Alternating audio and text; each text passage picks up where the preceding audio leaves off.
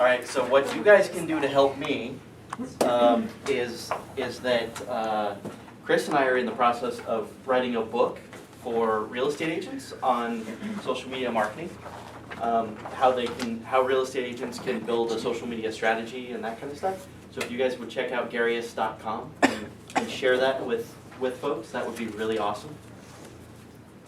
And then I'll dive right into my presentation. So, Google Analytics.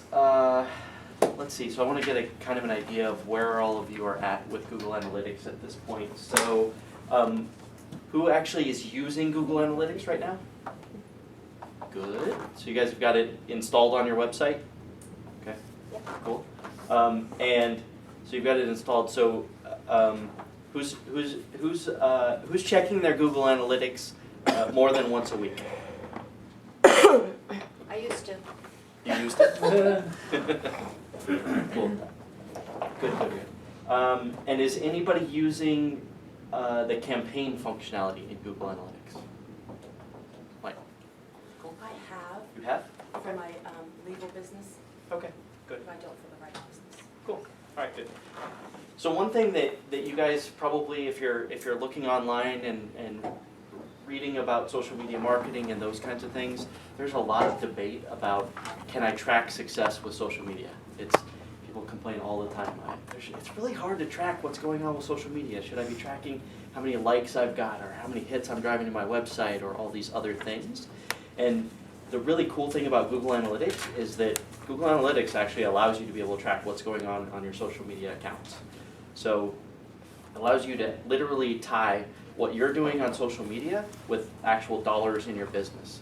So that can be done whether you've got a business that's selling products online or whether you've got a business that's selling products offline. It's easier if it's online, but you can do it offline. In some cases, some of you are not directly selling things online, right? You're trying to build trust with somebody over time.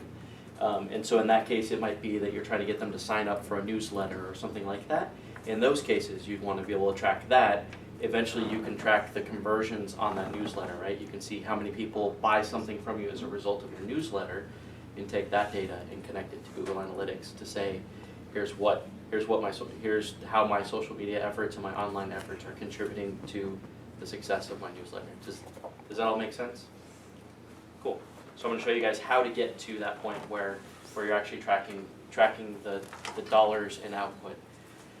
So Google Analytics is very robust. If you look inside here, so I'm just logged in and kind of expanding some of these areas so you guys can get an idea. Is this Garius? What's that? Who's Yeah, this is for Garius.com. To get to this screen, Google Analytics needs to be installed on my website. Is that Yes. right? Okay. So Yep. it's easy. On to your do. website, Just on your computer?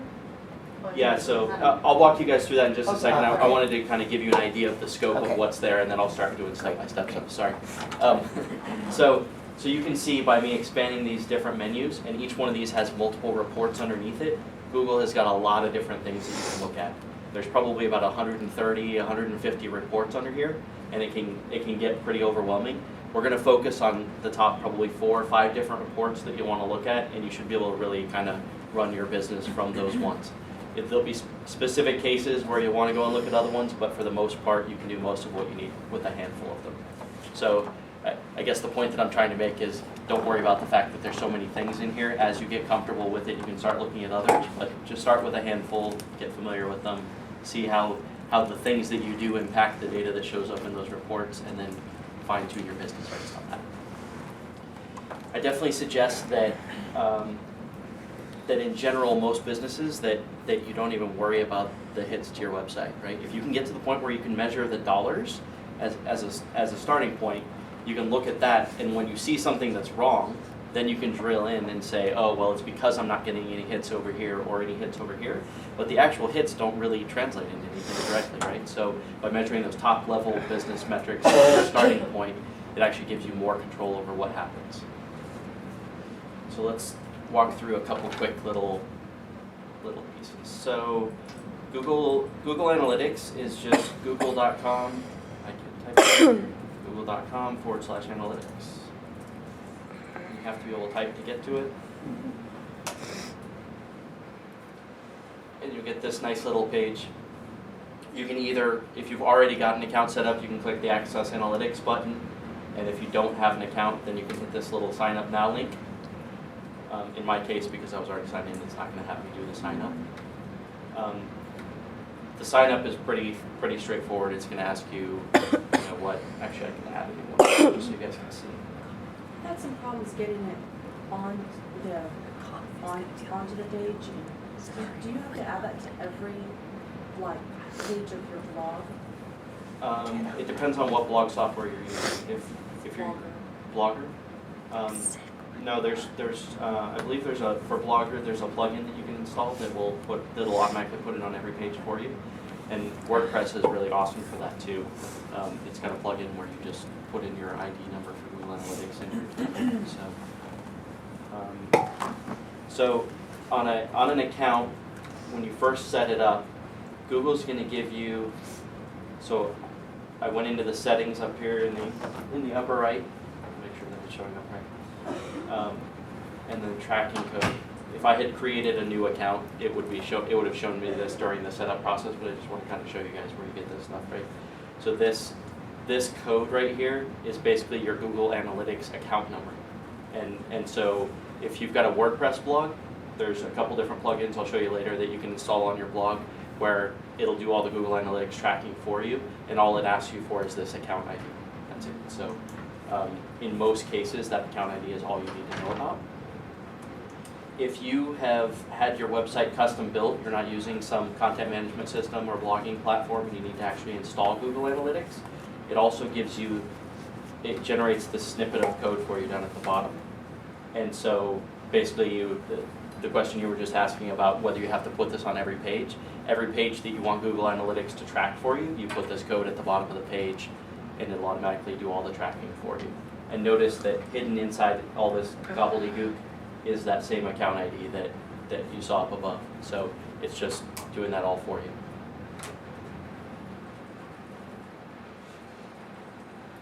So What's the advanced and customs for? Is that if you... what? You got standard, which is what's showing, advanced and custom. Are those all in case you built your website from the ground up and you want to install it type of thing?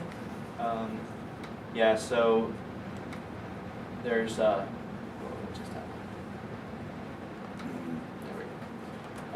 yeah, so the advanced and custom allow you to tweak for a mobile site and that kind of stuff. In 95% of the cases, you're going to be single domain you're going to be on the standard under a single domain. In most cases, unless you've got a really advanced setup, you're probably not going to need to touch any of these other ones. We don't have, as I mentioned earlier, a website yet. Yep. But, so you can use this on a WordPress blog or any blog site. Can you use it on your Facebook business page? Yep. And on a LinkedIn page as well, or not? Yeah, and not directly to track the number of people that come to it, but you can track in the links that you add to your LinkedIn. Okay. You can sort of put some code in there that that allows you on your website to see that people came from LinkedIn. Okay. Can you use this with Twitter to keep track of how many people click on the links that you send out and your tweets and so forth? Yeah, that's what I'm going to show you here. And connecting that to, they were on Twitter, they clicked the link, they did some stuff on your website, they spent some money, seeing that whole path of exactly what happened. Okay. All right, so that's the basic setup, and I don't want to go too deep into that, so if you guys need any help with that, let me know afterward. We'll pretend like you all got it installed safely, and we'll dive into the next piece. So Google Analytics really is going to let you see what is happening on your website, but not why, right? So you can see that somebody came from Twitter and they hit a specific page, but you don't know why. Was it that they were annoyed by the message and they wanted to see who's the jerk behind this? Or was it that they absolutely loved it and they wanted to come and check it out? Right? You have no idea what mindset they were in or why that happened. So the idea behind Google Analytics is to kind of get you started, right? To tell you what areas to focus on. It can tell you that, that people are coming to this one page and they're only spending a couple seconds on this page before they leave and they just give up, right? So that tells you that you need to figure out why people are leaving on that page and go do some exploration and try to understand that a little better, right? So it's sort of like a compass. Just sort of lets you know about what direction you need to go, and that way you can figure out where to focus. So here are some of the, I'm going to show you guys the overview, the audience overview for one of my websites. So what you get here along the top is a little graph that lets you know day by day how many visitors came to your website. So you can see whether that's trending upward or trending downward, what's going on. You can see for some reason on that day I got a spike in traffic, right? So that's something interesting I probably would drill into and try and see why that happened. So you can see that during the course of this month, I should show you that in the upper right hand corner it'll show you the date range that this data is for. And you can actually click that and you can change the dates if you wanted to, if you want to see different dates, those kinds of things. So I had 2,118 people that visited the site during the course of this month. Notice that I've got this 2,697 visits. So first one is the number of people, and really people means the number of computers, because if I go and visit the website on this computer and then I jump to another one and visit it, that's going to look like two different people visited my website. You can't tell the difference between just the computer. So from that, you can see the difference between that number shows you that I had some people that came back. So not a lot, but like 600 of them were return visitors. They came back more than once to the website throughout the course of that month. And then notice that the unique visitors matches the people number that was up above. Page views tells me how many pages people actually looked at on my website. So if somebody came to my website and looked at the home page and they clicked on another link and they clicked on one more link inside my website and then left and went back over to Google, I would see 3 page views and 1 visitor. If that person then came back 2 days later, then my number of visits would go up, but my number of visitors would not. Does that make sense? Cool. And then this metric, the number of pages per visit, is basically the number of visitors divided by the number of pages, and tells you about how many pages each person looks at on average.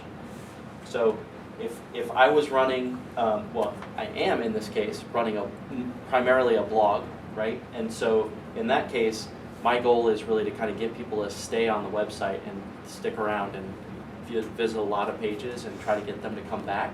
So what I'm going to be looking at in my numbers is how can I drive up the number of return visits that I'm getting. Return visits mean that the people enjoyed the content and they're willing to come back and those kinds of things. So how do I drive up the unique, the return visits, and then probably the number of pages per visit, as well as the time, the amount of time that they're spending on the website, which is the next item on there. In some cases where you've got an e-commerce website, you actually probably want the time to be really low. You want them to get through that process really quickly and get on with their life, right? So in that case, I'm going to want that number to be low. So with all of these, you need to really think about what you're trying to accomplish on your website when you look at the numbers. There's not like a blanket rule that says, the amount of time should always be high, right? It's going to really depend on what you're trying to accomplish. The bounce rate, the next metric on there, this is the number of people that came to your website and then didn't look at any other pages. They looked at one page and left.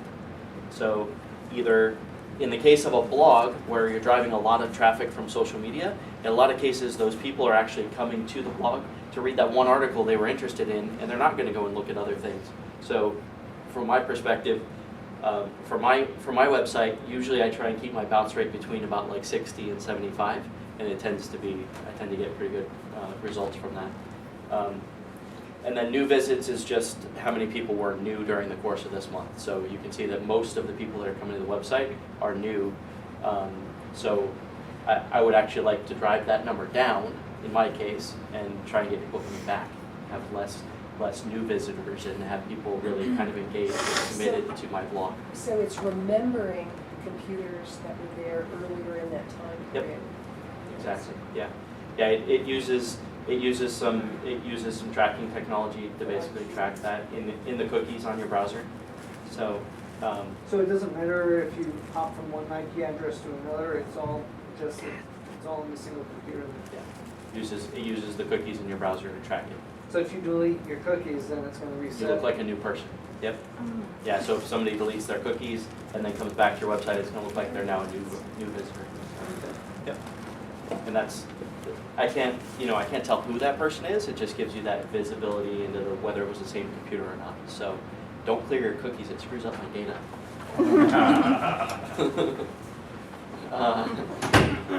All right, so then down below you start to get into some interesting things about the language that the people speak, or not the language that they speak, the language that they have their browser set to. So they're, on their computer that's set. So you could have somebody that's in another country, but has all their stuff set to English, and so it'll show up as English here.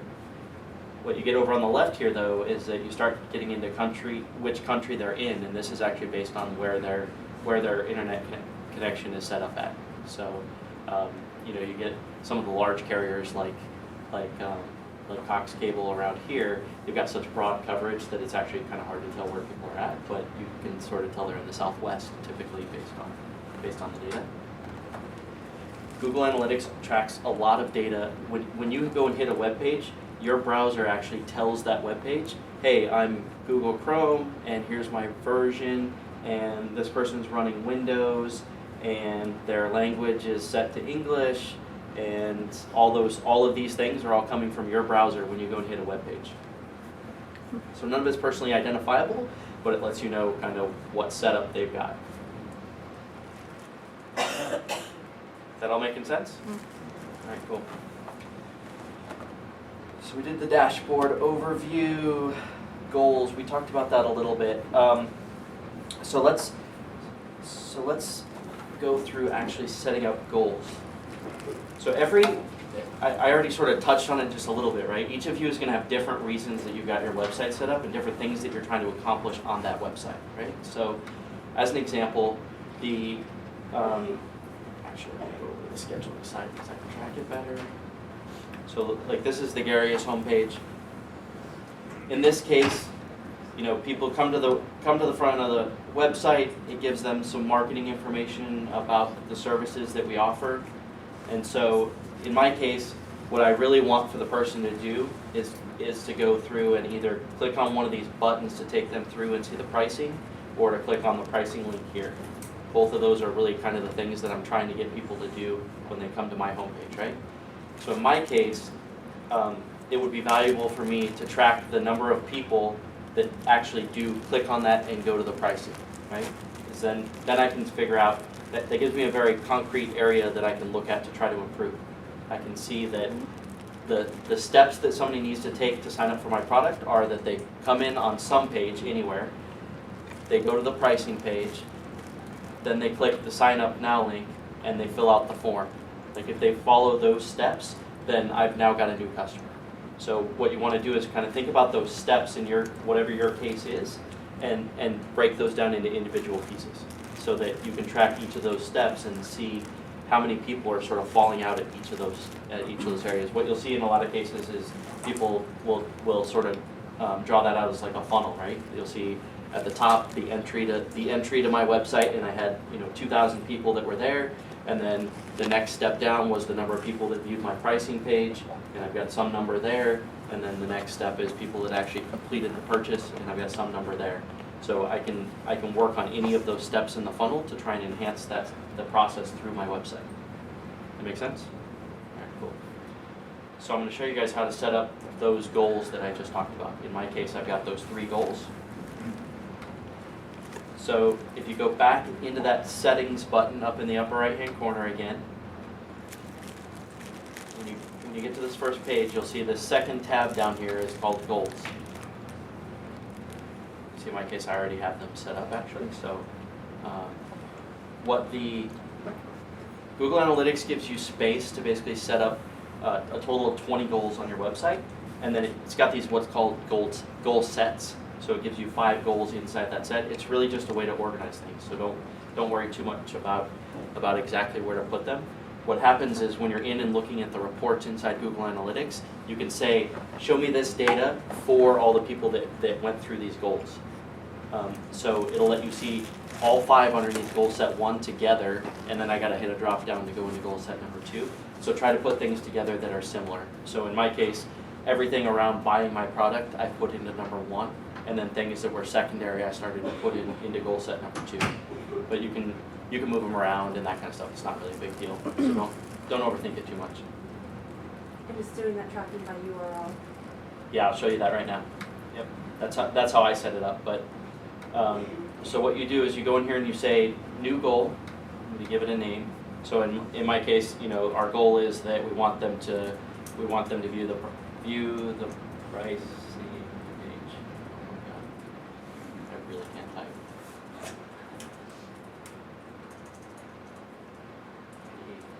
There we go. Spacing on this keyboard is different than mine. I'm totally screwed up. All right, so I just give it a goal name, and from here I can say this goal type is a URL destination. So that means that this goal, somebody will count towards this goal if they hit a specific page on my website. So that's this. All I need to do if I wanted that type of goal, remember I said I want to measure that they came to the pricing page. So literally all I have to do is go to the pricing page, go up here to the top, and copy everything after Garius.com and put that into the URL. That's it. And now Google Analytics, every time somebody hits that pricing page, say, hey, you made a goal, good job, right? Put that on the report. In almost all cases, you're going to leave this as exact match. You might have something a little more funky where there's a certain word in the URL that you want to track on, but most cases you're going to use exact. Goal value. So this is your opportunity to tell Google Analytics how much somebody hitting this point is worth to you. In my case, this viewed pricing page, that's not worth anything, so I'm going to leave it at 0. And later, when we set up some of the other goals, I'll show you where I can add numbers. So if, as an example, let's say that you're trying to track the number of people that sign up for your newsletter, and you found that over time that 5% of your newsletter ends up buying from you at some point in time, and their average price of what they buy is $100 or whatever, right? So you know that somebody signing up for your newsletter is worth a nickel in that case, right? I think that's right, nickel or 50 cents, something like that. You know that somebody signing up for your newsletter was worth a nickel, and so you can put that nickel here so that at least in all the data you can see as that's adding up. So this is for you to kind of track how much that's worth. We'll go deeper into that when I create the next goal. And then the last piece is whether you want this goal to be part of a funnel or not. What I was just describing before about the funnel with these steps, in my case, these steps do directly align to the sales funnel. And so by checking this box and telling it to use the funnel, there's a separate funnel report, and you can say it'll actually automatically put these goals on the funnel report. So this is just asking, do you want me to show this goal on the funnel report? You can always come back here and change it. So if you put it on the funnel report and you decide you don't like it, you can take it back off. Any questions about setting up a goal, or about setting up a simple goal like this with no values or anything like that? Okay, cool. So we're going to pretend like I saved that since I've already got one in here. I do have a sort of if it's tracking the blog, let's say, and it would track pages, but what if I have the URL to click to Amazon? So can you track that through by putting it there? Yeah. Okay, cool. Yeah, you can. There's a couple different ways to do that. You can, if you said you're using Blogger, I'd have to check if the plugin for Blogger allows it, but there's sort of a trick where you where the URL actually goes to a page on your website first, where it tracks for Google, and then it pushes them off to Amazon. And there's a lot of plugins that'll do that for you automatically. I know there's one for WordPress, but I don't know about Blogger. I'd have to look, but I'm sure there probably is. All right, so I've got my viewed pricing goal in there. And so now I've tracked how many of my users have gone from anywhere on my website and they visited this pricing page. So next I want to track how many people click through on this basic account, this $5 per month account. How many people click through on that and come over to here? Hi, late. Better late than never. So that's this basic registration goal that I've got set up. So you can see that it's account/registration/free, a bunch of other stuff on there. Whoops. And you just copied that part. Yep, so account registration, actually that's supposed to say, I'm not tracking it correctly. Fix that. Maybe, I found a bug. Alright. In this case, same thing, it's not worth anything to me for the person coming to this page, it's only worth it if they actually fill that form out and hit submit. They haven't spent any money yet. So I've still got this set at 0. Save this. And then now on that same path, if the person had filled out that form and successfully gotten in here, they would come to this payment success page. And you can see that I've got a goal value of 5 on that. So remember that count on here was $5 per month. So I listed that goal at $5. And now anytime anybody makes it through those steps inside Google Analytics, it'll actually show, and I think I've got some data on here to show you.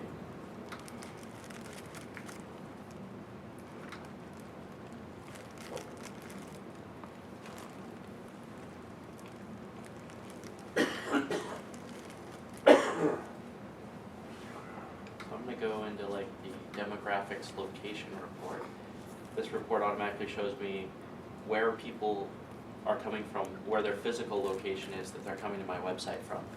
So you can see that I'm getting most of my traffic from the US, a little bit from Canada.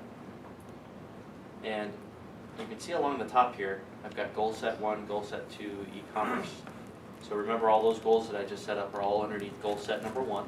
So I'm going to hit goal set 1. And you can see on here how many people, how many of these people visited the view pricing page, how many hit that paid success. Actually, let's just stay on the basic ones. And you can see down here that the one, no, I've got 2. So the two signups that I've gotten this month, one of them was from the UK. And so you can see that I got 244 total visits from the UK. The value per visit is 5 cents. That's basically, it's taking the amount of money that I earned and just dividing it up amongst those visits. So it's saying, hey, people from the UK are worth $0.05 a piece because they're spending money.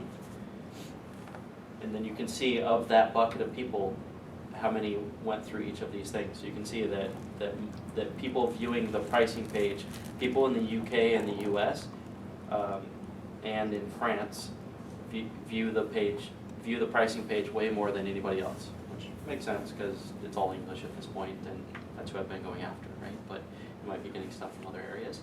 But this is where the value of setting up those goals comes in, is that basically every report in Google Analytics has this little goal tab at the top. So you can look at this report based on what they're doing that's valuable to you. So instead of just trying to see how many visits people came through to, you can see where they're spending the money. Any questions about setting up goals? Cool. It's pretty simple. It's a matter of sort of sitting down, planning it out, and figuring out what you need to put in there, and tracking it. Anybody have an e-commerce site where people can buy things that aren't fixed price like what I just showed you? I do. You do? Okay. You do too? It all goes through Amazon. Amazon, okay, cool. Yeah, so you don't have to worry about it. So in the case where you've got an e-commerce website, if it's one that's sort of a pre-built, you're talking about the Smart Group or a different one? No, I'm talking about Amazing Teas. What platform is that on? It's on WordPress. And I have a shopping cart. Cool. So the shopping cart plugin probably has the capability to do it, but basically you saw that I could actually put the dollar amount here in the interface. If somebody's shopping on the website and they're adding items to their cart that could be lots of different values, obviously you can't put a dollar amount here and have it mean anything real. And so that code that I showed you, it's over here in the tracking code. That code that you end up putting inside each page, Google has instructions in here for basically having your shopping cart tell Google how much people are putting in their carts. So you kind of like pass that information over to Google, and then all that data will show up right in your reports. So you can actually see on the e-commerce side of things, you can actually see not only how much money people spent, but how much they put in their carts and then left without actually buying. So See, it came really close, but not quite. See, to me, the value would be in seeing at what point do they leave the site and not buy something. Yeah. So there might be one point that's a real deal killer for some people, and that's what I'd like to find out. Exactly. The dollars, well, I can just look at my total visits and figure out, well, now I need to get, rather than having 100 visits a day, I need 1,000. Well, but So- what you miss out on with that is being able to tell which of your online efforts are actually most effective. So Mhm. being able to tell whether whether those visitors are being driven in from SEO work or from Twitter or from Facebook. And most of them are from Google, Yeah. most of my visitors. Yeah, But- from But do you just know? doing searching for bamboo t-shirts. But what I'm saying is that you don't know that those Google visitors are the ones that are spending the money. So it could be that Yeah, the ones okay. that are spending the money are the ones that are coming from Twitter, even though most of your traffic is coming from Google. Mhm. So it could be either one, and so that's And then you have to figure out how to analyze that information and how to use that to change what you're doing. exactly, yeah, Okay. yeah. So that's where it becomes really valuable. Let me show you guys how to track what's called traffic sources. So you saw, my visitors are coming from these different countries. I'm going to go into the traffic sources report down here. So this is going to let me know of the people that are coming from my website, where are they right before they come to my website. So you can see that about half of my traffic comes from search engines. That's not just Google, that's any search engine. Referral traffic means that it's some other website that's got a link to me, so they're coming from that website, and that website is not a search engine. Direct traffic is basically people that just typed your URL right into the browser, or maybe they've got an email. They got an email from you that had the link in it, and you didn't have any sort of tracking in it or anything like that. It was just a straight link to your website. So that's going to show up as direct traffic. And then campaigns down at the bottom. That's what I'm going to show you how to create. But campaigns is basically a special way to track offers that you make. So like in your case where you were talking about the your contest for people to fill that out, right? So to include a special version of your link to your website that would actually let you track that those people came as a result of maybe an email that you sent out for this contest, as well as the tweets, as well as the Facebook posts, and be able to track all those 3 different areas differently. So you can actually see from that, oh, all these visitors came as a result of that campaign. So even though maybe you didn't get answers to it, maybe it still drove traffic to your website, and maybe they did something useful, right? So being able to track each of those things individually, that's where campaigns come in.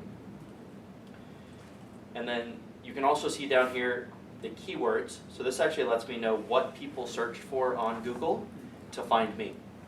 So the actual search terms that people typed in. So from this you can start to fine tune what you do on your website. This really aligns directly to SEO work, right? Finding that somebody searched for that term and then actually click through to your website as a result. Yes. The not provided keyword thing on there, why does that not being provided sometimes? Well, number one, it's basically saying we don't know what the search term was. Oh, I see what you're saying. There's a couple different search engines that don't have it. Either that or people's browser settings sometimes don't let it come through. So just it's Privacy settings, basically. yeah, you can't get it all the time. So Now, it goes back to like the same comment about like don't clear your cookies, right? Like there's lots of things that people can do to sort of break the data. So and sometimes I see on there it says organic search. Is that what? Google. that's the same thing. Okay, so Yeah. it just means that it was done by search, but they don't know who or Correct. where. Yep. But Yeah, isn't it unusual to have that large of a percentage of not provided? Because I've never seen it on my analytics. Or maybe I have, but it's been so far down I can't really think about it. Is it always- I've seen a mix. Okay. I've got a few websites where it comes through. It really just depends on your customer and where they're coming from and that kind of stuff. Would this come through from a geekier group of people who are, and we have more Yeah. I protections That's in probably it. place? Okay, so that they're not sharing it that way? So traffic sources. So we've got this set of campaigns, but now let's start trying to connect it to social media. So what I want to show you is, so this is the overall traffic sources. I'm going to go down here to campaigns. I've only got one, so I don't have a lot of data to show you guys, but I'll explain through it. So this is completely up to you. What shows up on this list is completely up to you. I created a campaign called 1 year 59% discount. And I ran this on another website where they had my product listed on there. It was sort of like a Groupon kind of a thing except for startups. And so they listed my product on there at a 59% discount. If you signed up for a year, you got a 59% discount. So I gave that guy a special URL on his website to include so that I could track how many people he actually sent to my website as a result of it and how many of them actually purchased. So I created a campaign called Scheduler 1 year 59% discount. That was me typing that really cryptic name. When I click on that, it allows me to drill into the different pieces of it. So in my case, I just put startups.com deal. In your case where we were talking about how you could track that contest, you probably would end up with, maybe you'd see email here and Twitter here and Facebook, right? Maybe if those are the platforms that you shared this contest on, you would want those to show up under here. So I'll show you how to define that. But it lets you kind of build a hierarchy. It says, here's the campaign, and then I did some email in that campaign, and I also did some links on this other website. And so you can roll up what happens in that campaign, but you can also break it out based on which channel that traffic came from.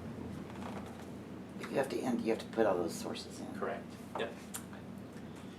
So here's how that works. We're going to go into Google.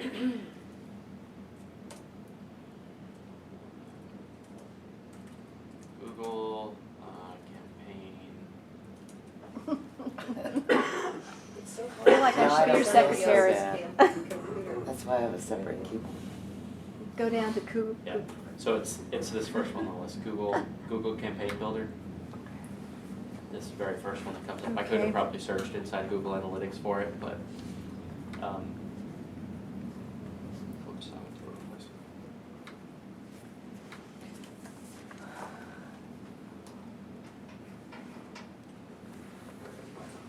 So all this does is basically builds a special URL for me to be able to share out on different websites. So if I want people to come to if somebody clicks on this special link that I'm going to send out on Twitter, I want them to come to the homepage of my website. So I'm going to put in the homepage of my website.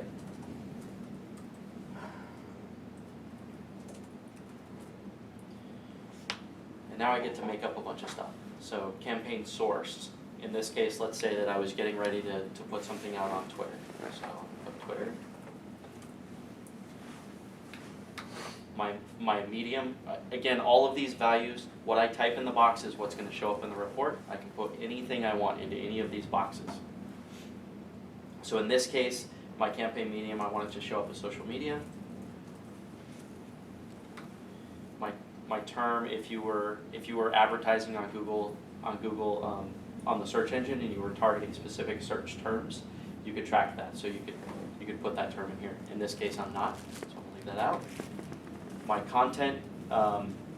Wait, can I ask you a question? So if you were building a campaign for Interior Plant Week, the term then for a full week in Tucson of interior plants, that would be the term then that you might use? If you were buying ads on Google, Google AdWords, Okay, and the search term was Plant Week, Okay. then you would put Plant Week in that box. got it, but otherwise no. Yeah, just if you're buying search traffic, that's all you need that for. Okay.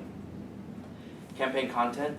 So you'll want to do like split tests and those kinds of things of the different pieces, right? So like in the example again about your contest, you probably want to try some different tweets, especially with how transient Twitter is. You could go and post up multiple different tweets that have different text in those tweets, but they end up going to the same place. So you can see which one of those resonated best with people. So you could actually use Twitter to pre-test your message, and whichever one gets the most clicks, you could try like 3 different variations across one day and not annoy anybody, and whichever one worked the best, then you go over and post that one on Facebook. See if you get similar results, right? So it's a way to kind of rapidly test and see if your message is actually resonating with your folks. Keep in mind though, like different platforms, you probably got different people connected, so you might not get the same result, but it's a good way to kind of test the waters. So in here, I can make up something where, you know, maybe it was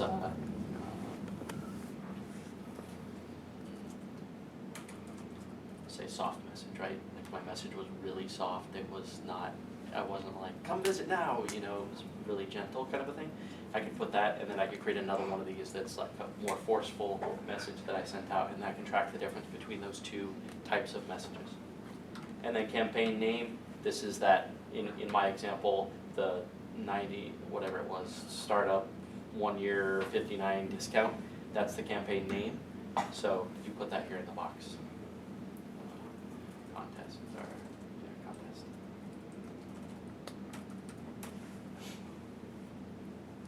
After I've typed all these values in the box, I hit generate URL, and you can see that Google made this handy dandy little link down here for me that literally just took all those values I put in the box and stuffed them all together. So in my case, because the example that I was giving was that I was getting ready to tweet something out that was special and I wanted to track that all the way through, this is the link that I would tweet. I'd send the message and I'd include this link, and using Twitter as an example where I'm going to shorten the URL down, people aren't going to see all this garbage. You could use for other platforms, you could use a URL shortener if you want, but it's not necessary. People will click through on it. Most of the platforms, they'll sort of hide the URL after a certain length anyway, so you only get a little bit of it, and they get a little photo of what it is and that kind of stuff. So you just have to kind of toy around with it depending on the platform that you're on. So now what happens though is if somebody goes and clicks on that link, not only does it count that campaign over here, so I can track where they came from, but remember what we were talking about before with return visitors and the fact that Google's putting a cookie on your machine to track that through. So now every time that they come back to your website, as long as they haven't cleared their cookies, you can still tell it's somebody that came from that campaign.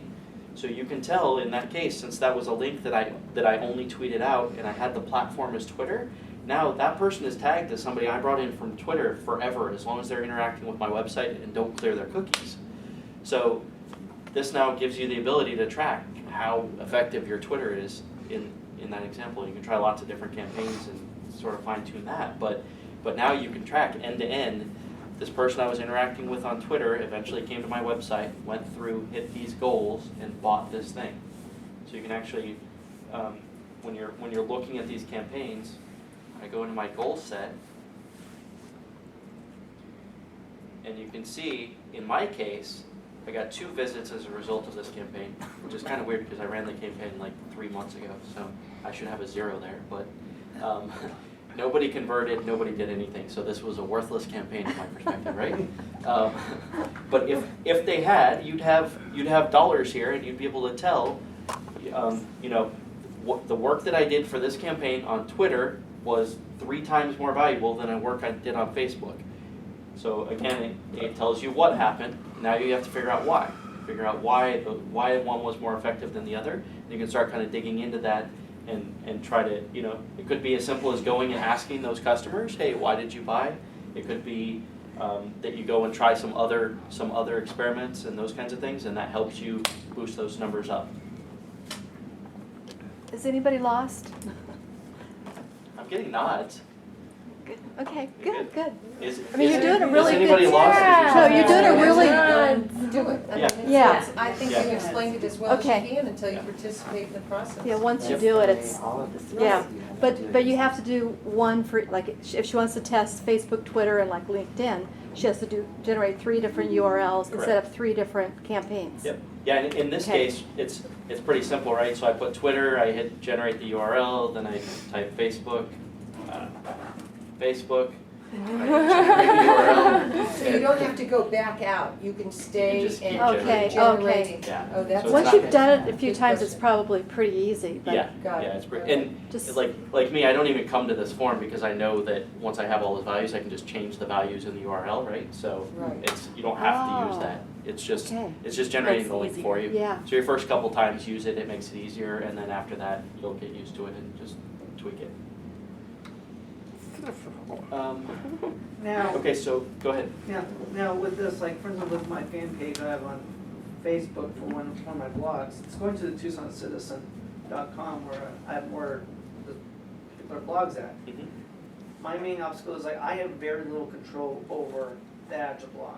The only thing I have control over is literally posting and editing and approving comments. That's literally about it. Right. Is there any way that, basically through some of this here, that I could track how many people would actually click on the links I have on my Facebook page that actually goes back to the Tucson Citizen without having to bug the administrator and so forth? In that case, you would have to basically create like a page on your blog. Yeah.